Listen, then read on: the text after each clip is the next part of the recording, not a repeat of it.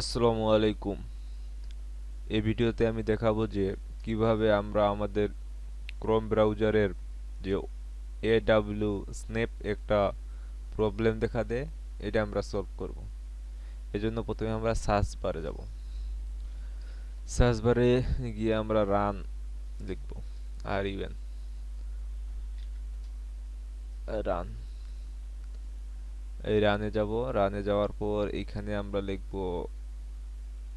এইটা যে MS config, MS config এটা লেখার পর আমরা এখানে ওকেতে ক্লিক করব।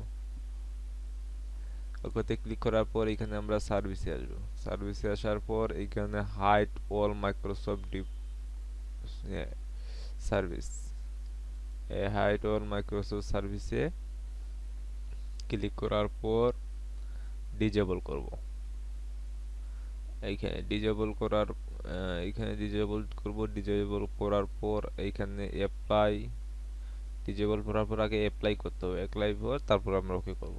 অ্যাপ্লাই করলাম, তারপর করলাম ওকে। তারপরে এইখানে আমরা রিস্টার্টে দিব।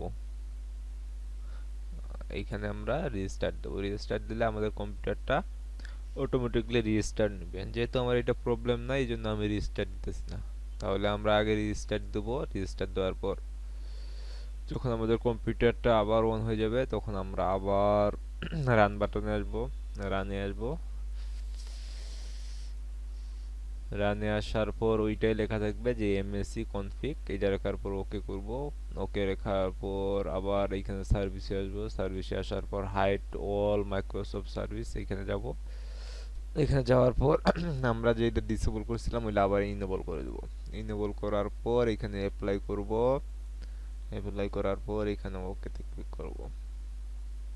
তারপরে উইথাউট রিস্টার্ট দেব। প্রথম বেলা রেজিস্টার দেওয়ার দরকার আছে, দ্বিতীয় বেলা রেজিস্টার দেওয়ার দরকার নেই। ওইটা রেজিস্টার দিলে আমাদের কম্পিউটারে যে সমস্যাগুলো ছিল, আমাদের ক্রোম ব্রাউজারে যে সমস্যাটা ছিল, আর ওইটা আর থাকবে না।